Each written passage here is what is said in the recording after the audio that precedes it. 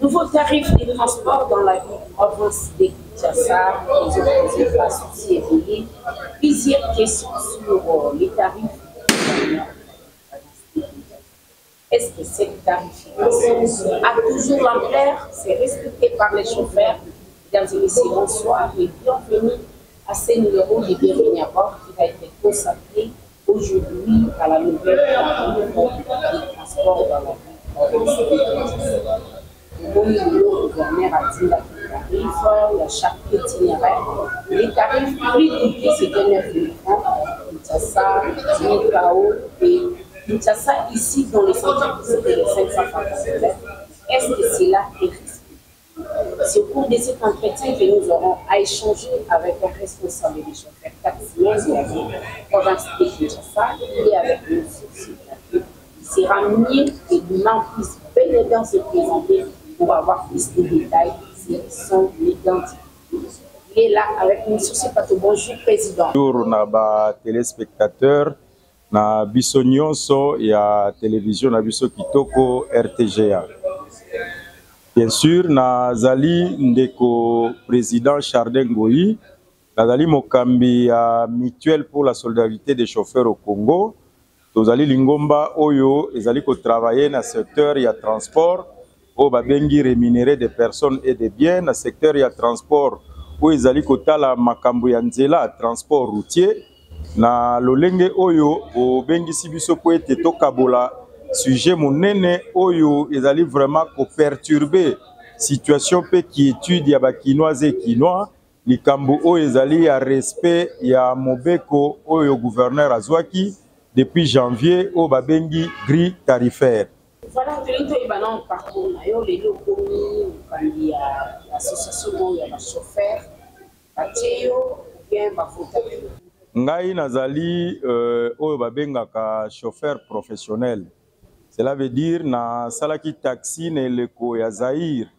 Mais na tangu na 97 révolution ya FDL yaki nazwaki opportunité ya kokota na o babengi chauffeur VIP to pe chauffeur à direction na kende bongo kosala na service ya l'état parcours ezali vraiment moulayi nazalaki na ministère ya défense tolekaki na ba service ebele o etali makambo ya sécurité et nyonso wana na kende kosukisa pembeni ya mokonzi moko o pe na ko rendre lelo hommage atika biso depuis le 5 juillet 2017 fait général d'armée Dieudonné Kayembe oyo nazalaki chauffeur officiel na ye tout en étant au babengaka personnel civil nazalaki civil mais lokola tokutanaka na ministère de la défense a adoptaki ngai azali moto nga na bengaka mentor to pe coach alakisinga mosala ndenge nini nakokai kosala comme chauffeur et officiel pe abakiselinga ba formation mosusu ebele o lelo eza ko permettre même na kambalingomba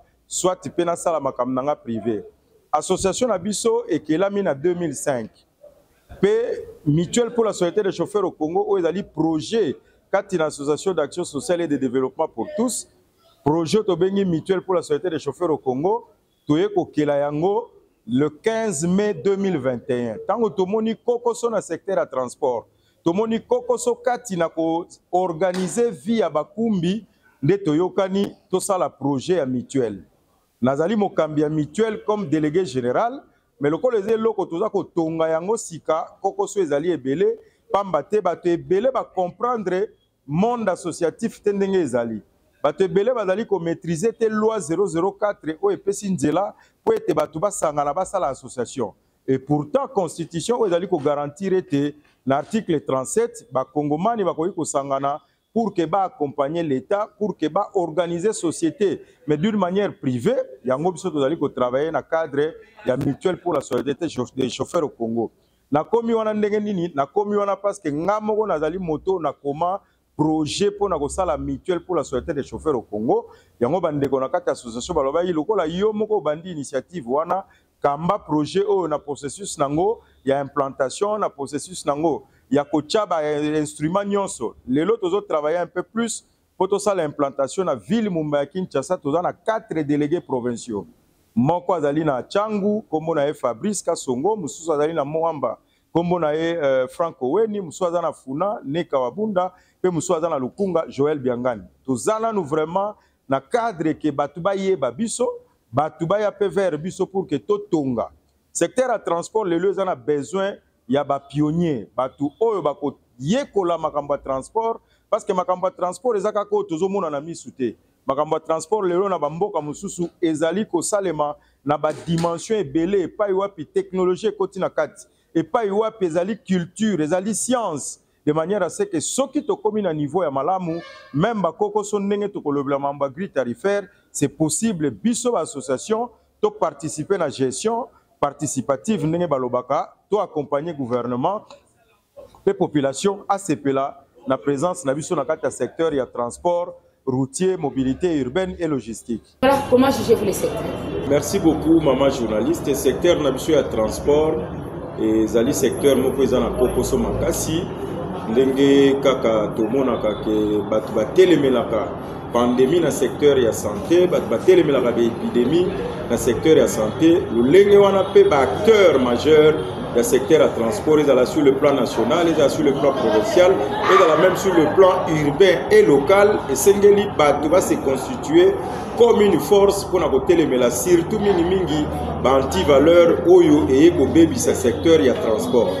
Secteur à transport et Sengeli na niveau ya l'État congolais d'abord est comme un tout. Ba saucissonner ba solution te que ba bandia ba tiki ba kekuna ba tiki non. Il faut batia sur la même ligne. Bâtir problème infrastructure, bâtir problème y a engin roulant, bâtir problème y a mokumbi parce qu'il y a des acteurs et sengeli azo formation et sengeli azo recyclage et sengeli même aussi éducation routière mobimbe zala. Pourquoi pas la BT le kouta la maternelle, primaire, secondaire, pelicolo, maté ya kotambola na balabala, même biso ba piéton tant kotambola ka.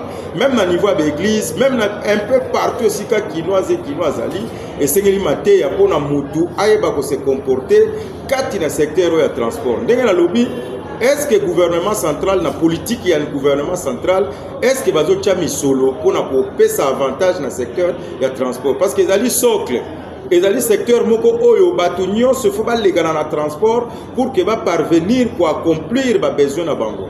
Et dans le déplacement ya batu, et dans le déplacement ya biloko, et dans la même mobilité ya makambo ebele, kala lelo kaka embouteillage ya pamba, ndeni eza ko freiner même économie ya mboka.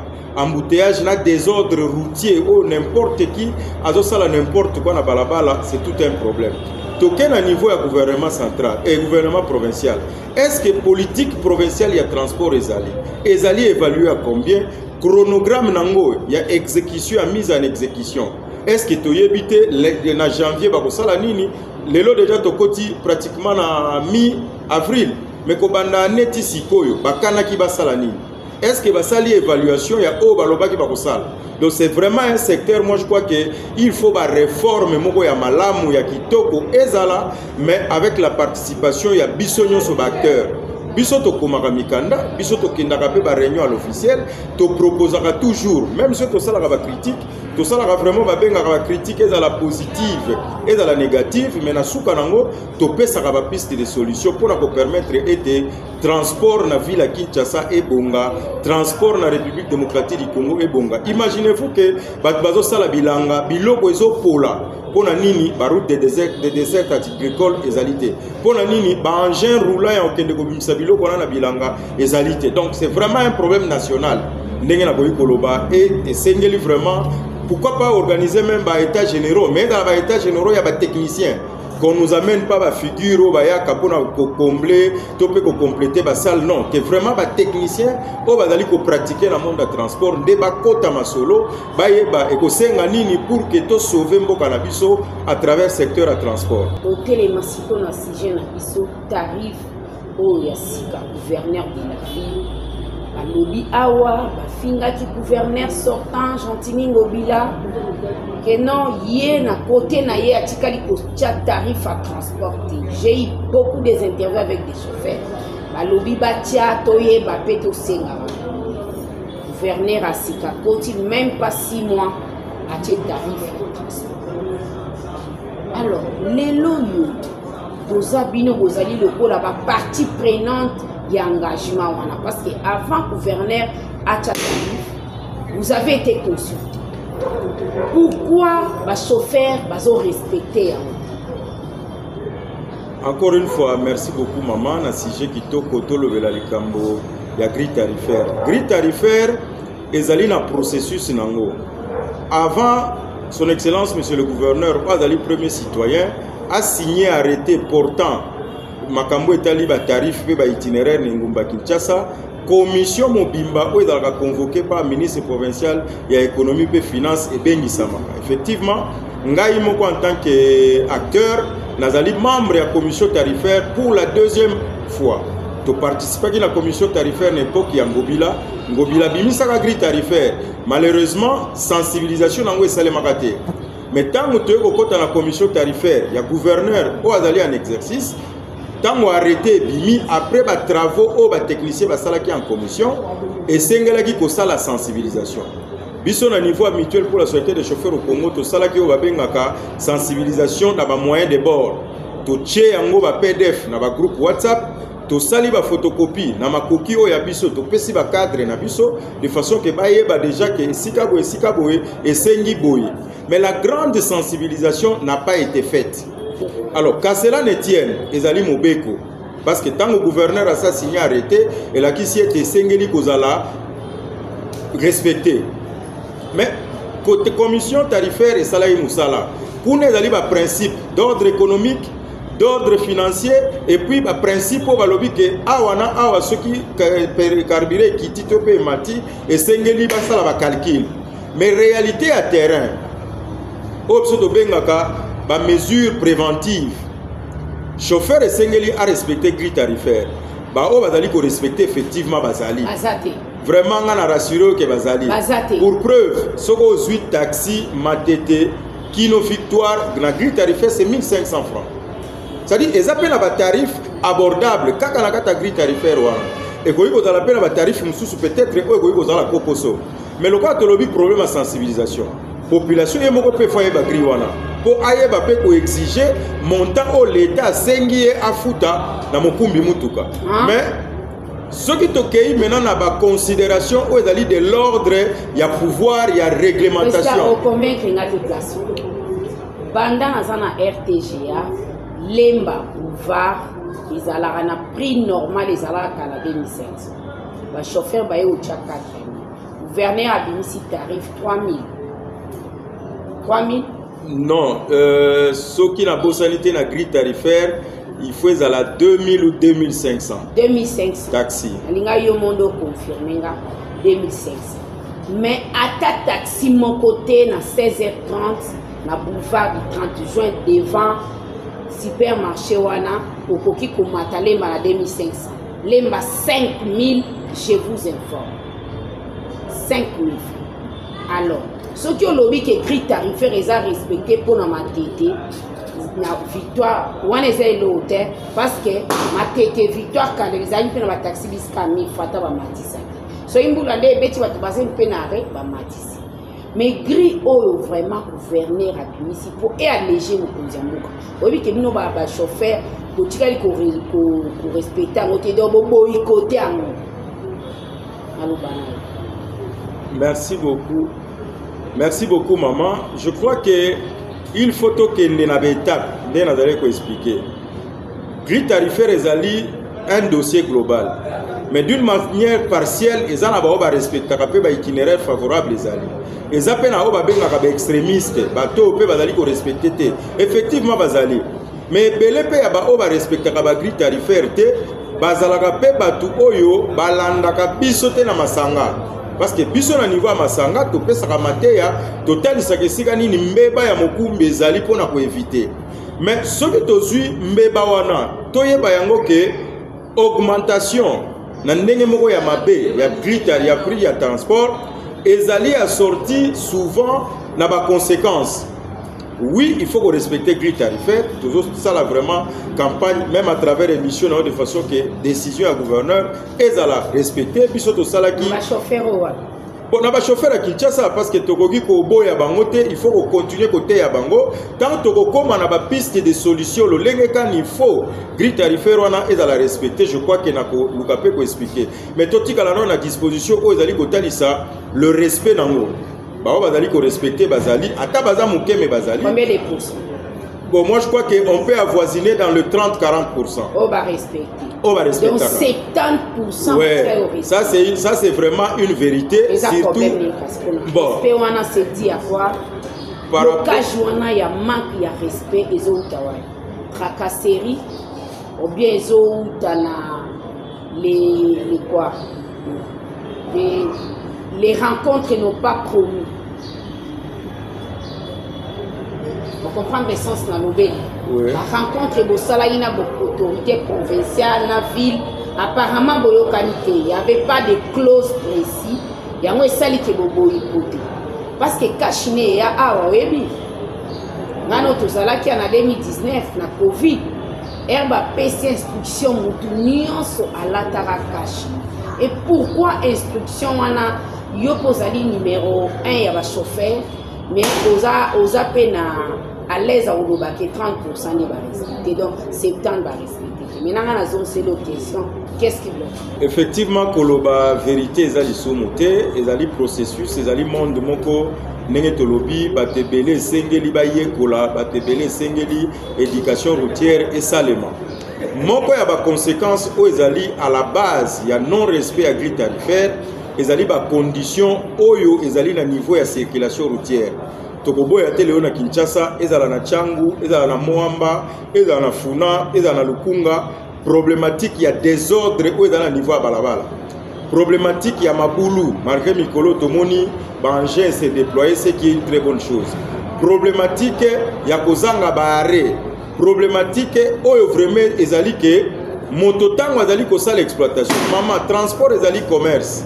Et que le commerce wana mutakoyika ko bénéficier ce qu'azali ko rentabiliser na nombre ya batour pondération ya hausse de prix wana ezaka souvent lokola imposition ya calcul au chauffeur azali ko sala ayebi ke na kendaka matete ville 6 fois ou bien 6 tours mais na comment on sala 4 tours parce que na 4 tours a ko sa versement te a raison que ça peut carburante et ça ba réalité d'ordre technique yango soto lobaka ce qui l'état a bongisi rapidement banzela. Ce qui l'État a réformé PCR parce que Moussala ya PCR ya liboso ezali ya côté le mesika ba intersection esika conflit routier ezali pour na ko réguler nzela. Nyonso wana e ko permettre que Mokumbi a maximiser na temps na ya fréquentation pour azo sala ba course. Aussi longtemps que temps wana est compliqué, en tout cas il faut s'attendre kaka na violation ya grille tarifaire wana. Autre chose, il y a un problème, il y a la pièce de rechange. On est dans la charge à Bakolomituka. Autre chose, il y a un problème, il y a versement. Belika Moussousou Yakobak Cezali, Namituka Nebo Mona Kawana, net na ba sprinter, na ba D57, au moins na Mutuka Moko 2-3 chauffeurs. C'est-à-dire que il faut se retrouver quand na Mutuka Wana. O azaka nango ba ebali na Kolomutuka bimi na tongo 12h à CDP Muninga, pour Muninga passe à la 2-3 tout ce qui fait que ça la désordre. Biso na ba proposition to sala to déposer cahier de charge na niveau de la division urbaine de transport to lobaki et sengeli ville à Kinshasa et que la société urbaine ya transport.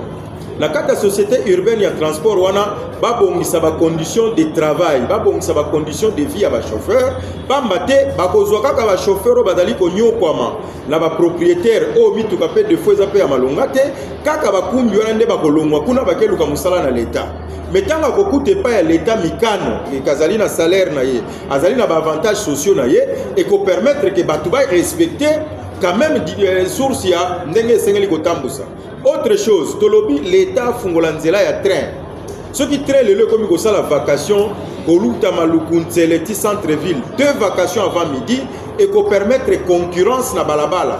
Et que concurrence soit que ça la que mitu que kokoma ebele ya kitoko na ya mabe ko kima ya kitoko ko tikala mais entre temps batu bakokoma muke na nzela hausse de prix ezali principe économique maman mitu que ezali muke ba chauffeur et disons mitu que za muke population azedele hausse de prix mususu uta kaka na bango moko population en complicité de fois na bato bazaka wana ba chargeur topé tous en télé tout le secteur à transport gris et à respecter.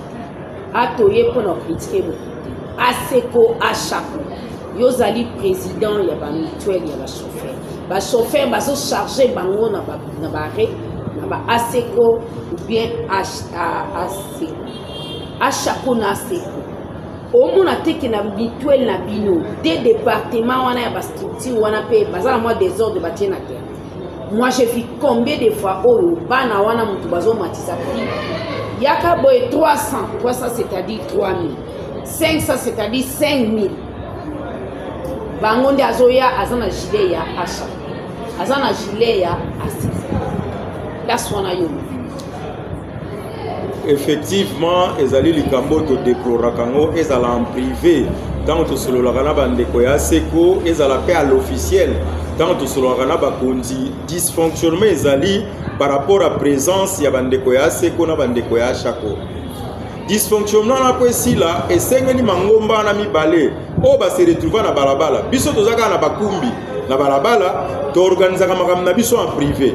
Soit solution ezali l'État récupérer totalement ba arena ba parking biso nyonso ba association to kende ko s'organiser na ba siège na biso soit bandeko wana ya baku ya bangomba mibale na ba proposition to sala ka bango baluka moyen ya ko encadrer pe ko éduquer. Imaginez-vous chargeur ou contrôleur ya seko azali ko manquer chauffeur azali ko pesa embo tout le belaka likamuka ya komatisa prité. Souvent ce sont des insolents, souvent ils abato bazo ramasser à gauche et à droite sans que bada l'éduquer, sans que bada vraiment bien formé, ce qui crée des problèmes. Mais ce qui na zone de soumuke na kosini sa étape ya ba piste de solution tolobaki misoloponi bakoyi kocha pour que très banda, pour que société kota, pour que banzela et salema, vous verrez que il faut même gouvernement central tant à ça la réunion moko spéciale pour amélioration il y a secteur à transport tout le gouvernement provincial il faut battre date il y a koloba janvier to bandi 3 mois maximum pour qu'on a Kinshasa solution et zoami mais biso bakumbi to senga na l'état formation na makambo etali permis de conduire mais makambo etali ya seko na chako nous sommes déjà en pour parler. Je crois que na solo la mingi na président provincial ya seko na cadre ya kopesa la mate ya pona kotala ete babongisa tokoyi koloba te ke bandeko wana lokola bazwa koya koluka vi na balabala balongola bango parce que za déjà mon mesano ebele bazwa kango déjà mosala mais sengeli maintenant na bango baye ba pe ko faire respecter grille tarifaire parce que bango ne baza la source baza na arrêt même ba agent à division urbaine à transport baza aussi obligé à kozalaka na barré pour ba contrôler na départ est-ce que mokumbi oyo na arrêt à l'état azali komema batu na ndenge sengeli mais bon bazela kaka quelque part basala embuscade pour ba kanga mokumbi et puis ba taxer ba mandango to éviter ce qui est ça la rapeni. Alors bandeko ya seko bandeko ya chako tout ça la toujours recommandation biso en tant que mutuelle pour la sécurité des chauffeurs au Congo même la plateforme to za na masanga ebele to se regroupaka tout ça la toujours ba proposition ko loba été ba bongisa baté ya ba jeune wana ko bango bazwa raison que bazali ko encadrer ba jeune mais baté ya bango de façon que bazala batu ya malamu prix wana ba matsaka pour nini prix wana ba matsaka parce que ce qui a sengi 200 cela veut dire chauffeur il faut que la 200 donc les surenchères par rapport à pourcentage voilà ce qui a sengi 300 chauffeur pas que les 300 mais là aussi biso to démontrer qui na ba etendo musu esika to kendaki na ba réunion musu esika to kendaki que biso nyonso ba etozali na masanga esengeli to contribuer pour na ko mobiliser ba recette ya l'état na likambo ba bengi taxe à stationnement. Ce qui lelo bakumbi nyonso bakomi ko futa taxe à stationnement avec volonté politique. Il y a actuel gouverneur ndenge bazo bomsadia banzela, il a opté pour na ko bétonner banzela na sala rapé ba ronde lobi nazaki na nyangwe nazo mona dia misala ndenge bandi bako élargir nyangwe okoma 2x2. Ce qui est quand même quelque chose de bien, mais ceux qui to komi ko futa taxe de stationnement régulièrement biso ba etozali na monde secteur à transport rémunéré des biens des personnes, même mituka ya ba privé ça va aider. Au moment qu'il y a un problème, nous surtout biso to proposa boye maman. Pona kolongola makamnyo se dali ya kokoso ya ba chargeur na banani l'état a tonga ba arrêt moderne, ba parking moderne. O eko iko fonctionner lokola ba entonnoir. Imaginez, ceux qui tozu par exemple na commune à Kasavubu. Tozu par exemple avenue lokola Oshwe. Soko uti côté à stade ya biso Tata Raphaël ezali entrée. Sorti au bimeli na Kasavubu. Bino nyonso boda na alignement, aussi par exemple bande de côté droit. Pour que la peba de komususu ba utiliser côté gauche. Tant vous allez ko la fréquentation na yo, ba tie panneau na sortie wana itinéraire o ezali kolongwa Kasavubu par exemple ti centre ville. Ba komi itinéraire ba komi na prix nango. Mais à la sauter ni ko so ba chauffeur. Non, wana ezali affichage na mituka. mais la solution biso to pesa pona est la solution globale. So une terminé atali déjà pris. Voilà, et puis que wande na kozwa mutuka ya Victoire Gare Centrale. Prix nango bakomi autant. Agent de transport azawana, même bande kongo ya aseko na chako bazawana, chauffeur akotosa parce que soka ko bomber na balabala wana ta bakangie to koloba ngo tracasserité. C'est-à-dire il y a beaucoup de choses il faut to bongisa na kata secteur pour banda ko kitisa teneur wana ya violation ya grille tarifaire. Pour aller on a vu occasion à Lukakayo, mais quand même l'opportunité est là. Pourquoi ba chauffeur liboso na bango balongora ba papier wana ba bandai ko? Est-ce que vous pouvez soutenir le 20%? Bah, papier wana ezaka souté parce que le principe d'abord tout le que na taxi ba ko afficher te. Ba ko afficher kaka na oignon sur le processus il y a minibus, bus et puis tout ça. Alors, ebele o ba changer ba itinéraire bango mingi nde bamonaka ke soki na tieboye ekenake ko se retrouver na itinéraire mususu et ko malokola na sali violation ya principe parce que soki o tie par exemple Zando Kingasani il faut afficher itinéraire na prix la carte ba réglementation ba ordre de mission ya division soit ya ministère provincial et kotaka lokola contravention soko talo ba benga ka baisse ba recommandaka ke ba agent ba contrôler wape pa itoza koloba ke biso tozali ba association tote ya kabandeko pour que ba respecter mobeko biso toza ba légaliste mais pas iwapi pe to senga kana ba agent à division urbaine à transport ba salaka d'abord o ezali sensibilisation au lieu bazela kaka conflit po ba kota na kobunda to pe ba kota na kokanga parce que ce qui mutu pas dali ko zo maté à chaque jour suka akoyoka ça c'est de 1 de 2 ezali problème autolobi que compte tenu à conséquences surtout wana itinéraire par exemple le lokola bandeko ya biso esprit de vie babulaka matete Victoire c'est 1000 francs soko kewano kokuta ke bango nyonso ba affichaka matete Victoire 1000 francs parce que ba considérer que prix au l'état tché yango wana itinéraire na bango bazo sala parce ba bimaka vraiment na ba itinéraire te bon et quand on a mon cousin mais tant qu'on va boucher quand on a éclairé toujours qu'à problème donc tout ça qu'on se ngala bakambi ba mega ko élargir ba point d'intersection ba agent régulation bazala alors pour un problème il y a affichage wana ndenge tunazali koloba bande kona biso esengeli ba tosa parce que ezali mokano ezala kati soko ta na grille tarifaire au mona ke ba tarif ezaka annexe ba itinéraire eza annexe mais arrêter yango moko et rappeler ka mikano que l'État sengi mutuka ezalana document autorisation de transport l'État sengi mutuka ezalana mikanda songolo pakala l'État sengi même likambo ya ko afficher wana ezala kata mikano ya moto esengeli asala transport secteur à transport maman est-ce que ba vulgariser ka mikano wana na niveau ya l'État c'est tout un problème biso d'ailleurs to sala ka yango parce que tango oza ko tangisa ba chauffeur ba yeba ko respecter association parce que bileti biso na mutuelle pour la société des chauffeurs au Congo okoyi ko sala incitation contre mibeko ya mboka te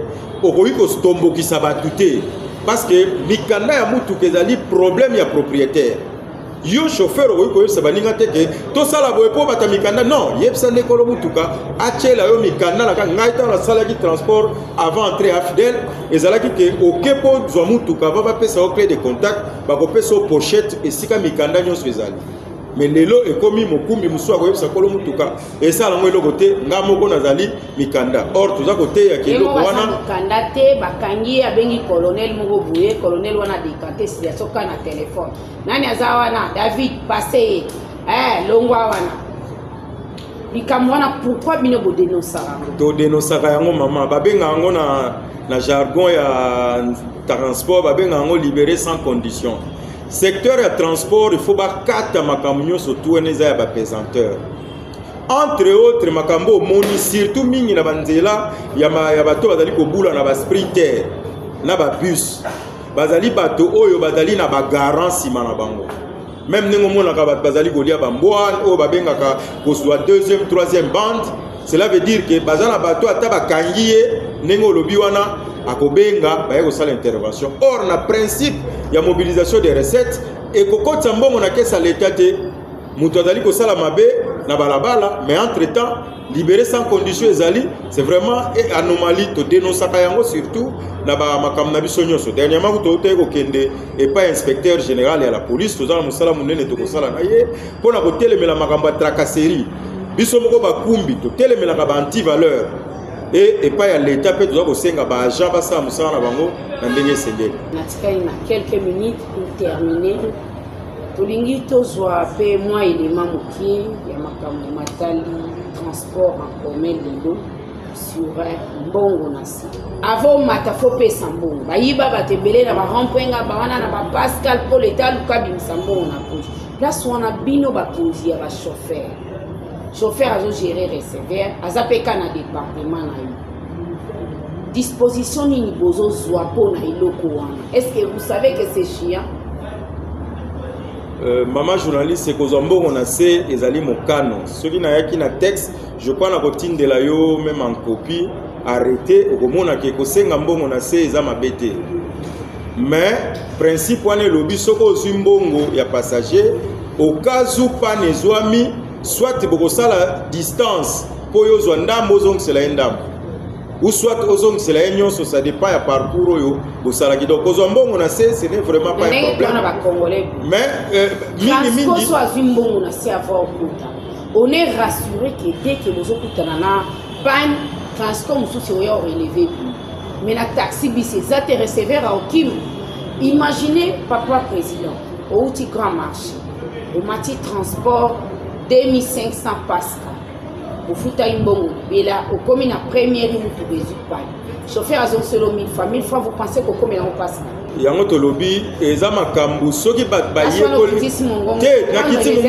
na kiti mongongo te parce que na lobby bien loi yango moko e prévoir que ta receveur a koyi kozwa mbongo na se mais en cas de problème bokotala siko problème na biso ezali ke lokola bat baye bi mobeko penda te ezala passager ezala ye receveur mutu akoluka attirer intérêt kana ngambu na ye deuxième makambo il faut ko vulgariser yango surtout mingi ne toza koloba soki l'état investi na secteur à transport banger roula wana ba seke rouler kozala soute mutuna nanga suki ezali par rapport ya ozo reprocher nini au ministère à transport provincial actuellement na koluka ndeko sala ba recommandation parce que les partenaires ya flatérité tolobaka toujours que ba théorie et qui est belé par rapport à pratique tolobaka toujours chronologie na bango ya programme d'action toza ko sentir yango te parce que to proposa ki délocalisation ba arrêt et salemate to proposa ki ke batonga ba arrêt par exemple na 7e rue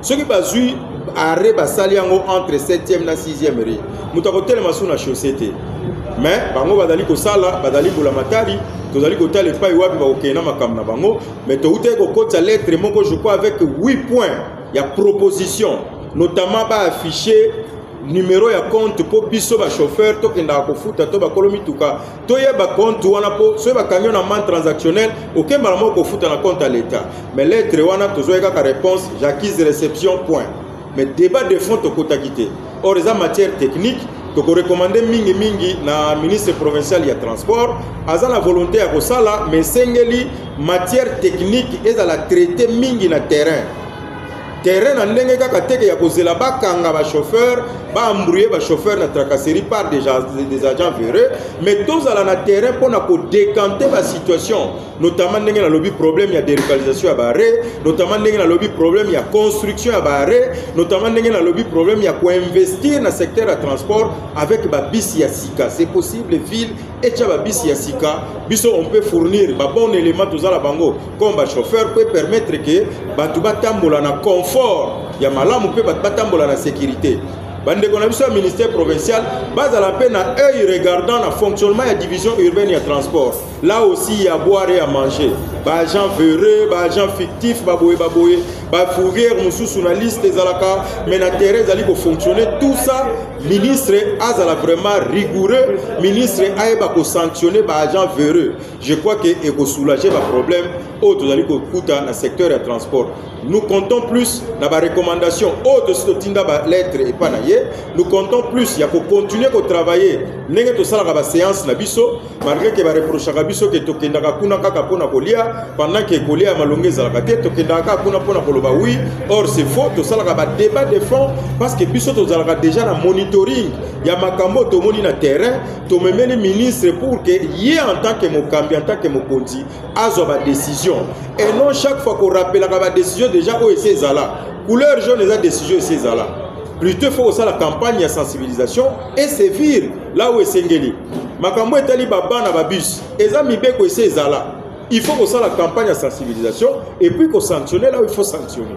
Mon ayo asuka to monio na jika ozo visiter bare aux assure que Irosimba et puis par na bino responsabilité zani na katia.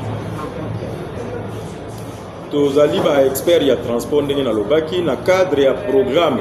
Il y a renforcement de capacité au babengi PERSEM na projet ya PDTK où ezali programme directeur pour le transport à ville à Kinshasa. Ça fait plus de 4 ans tout ça là atelier et dans la makambo bomoni ya rocard et dans la makambo bomoni ya ba érosion par exemple pas la biso na kisenso pona ko kunda ba érosion na ville mulele et uti na mayelo ba expert ya Japon ba yaki pour que na biso ba ya Kinshasa batu nyonso bazalaki OVD CNPR biso association ba chauffeur pe ba expert ebele tozalaki pendant plusieurs années on a travaillé.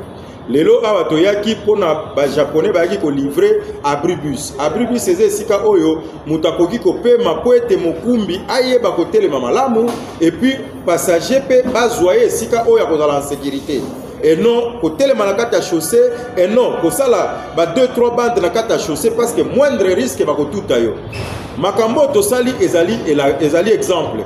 Tous la poste de financement prochain et ça les mabisika nyonso ndenge to lobby construction à barre de manière à ce que toye bakesika ya kotelema pe toye bakesika nini o esengeli tozo transport sensibilisation et ça les manaba médias. Merci beaucoup ndenge Boyambi mutuelle pour la solidarité des chauffeurs au Congo à travers ma modeste personne to bandi ete ezali ya mbala liboso pe ya sukate la prochaine fois togoya lisusu pour que tomeka susu kokota na matière oyo surtout que yo omipesa mukumba ya ko accompagner secteur à transport batu mingi bakendaka na makambo etali mine makambo etali politique mais yo en tant que maman bino en tant que ba maman lokola bomoni ke na mayele na bino ya bapanzi sango bokoki pe ko participer na vulgarisation bokoki pe ko participer na sensibilisation pour que ezala piéton ezala usager nyonso ya nzela ezala pe ba agent en transport prochainement je crois que ça la yango vraiment na balabala ezala vraiment interactivité na ba chauffeur na ba receveur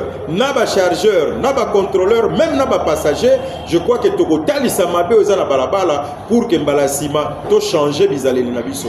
Ça demande ba réforme ndenge na lobaki mais ça demande aussi rigueur.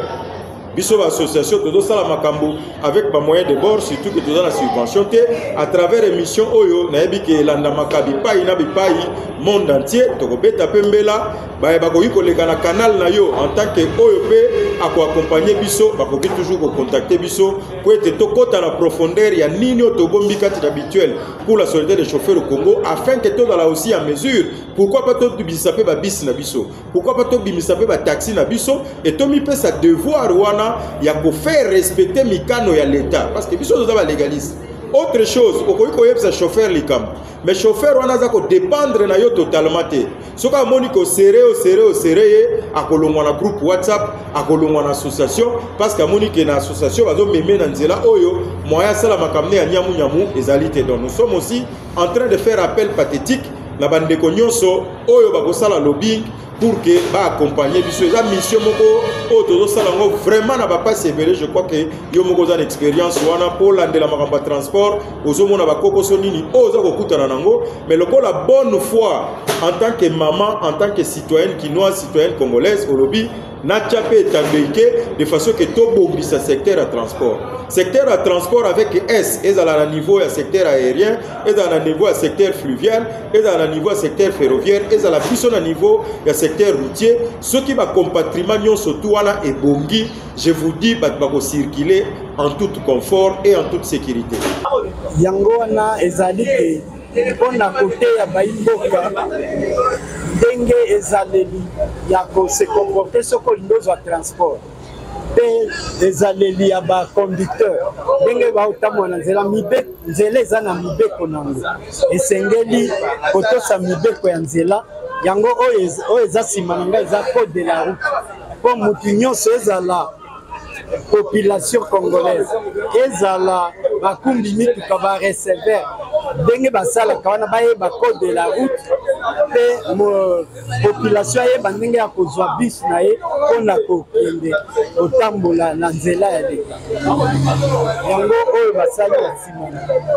L'activité de ce jour qui a été faite en collaboration avec notamment les étudiants de l'Académie des Beaux-Arts et puis ESAU porte sur un concept qu'on appelle transit tactique. Donc, dans le cadre de ce transit tactique, l'activité de ce jour porte sur l'aménagement des abribus. Donc cet abribus qu'on a ici, c'est un abribus qui a été aménagé pour servir d'exemple. Non seulement un abri, mais il y a plusieurs messages de sensibilisation. Le tronçon ici a été choisi en raison du fait que c'est d'abord un tronçon où on a constaté qu'il y avait beaucoup d'embouteillages et beaucoup d'accidents de circulation. Donc le fait qu'on commence par ici ne veut pas dire qu'on s'arrête ici. Donc le programme va se poursuivre. L'objectif est que nos voies de transport puissent être équipées de tous les aménagements qui leur permettent de bien fonctionner. Je m'appelle Okitsu, je suis représentant résident de la JICA, Agence japonaise de coopération internationale. Nous sommes ici pour un projet pilote pour faire fluidifier le trafic sur le boulevard de Lumumba. On constate que les embouteillages sont terribles ici. Donc c'est dans le cadre de la mise en œuvre du plan directeur de transport urbain à Kinshasa. Donc nous voudrions accompagner le gouvernement congolais pour améliorer la situation du trafic. Oui, nous avons effectué des dessins pour sensibiliser les passages piétons, les personnes qui passent, ainsi que les véhicules. Là, ça signifie qu'il ne faut pas prendre les bus ou les véhicules de ce côté, il faut prendre ça au niveau de l'abribus. Voilà pourquoi on a mis une croix pour interdire aux personnes de venir prendre leur transport au niveau du piéton. Et là, à ce niveau, il y a une affirmation qui dit que le véhicule avance dans le bon sens de la direction du piéton. Et voilà pourquoi il y a une affirmation qu'il faut adopter cela. Voilà, mesdames et messieurs, c'est par là. On a quand même beaucoup parlé sur les secteurs qui posent des problèmes, qu'il y a des cocagens qui doivent être bien traités parce qu'il y a des maladies incurables. C'est pas moi, c'est le président qui vient de dire qu'il faut relever plusieurs défis pour que les secteurs puissent avoir de l'air et respirer.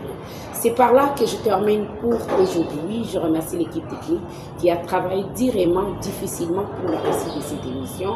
Quant à moi, je vous retrouve la semaine prochaine avec un autre numéro. D'ici là, portez-vous bien et bon suivi du programme.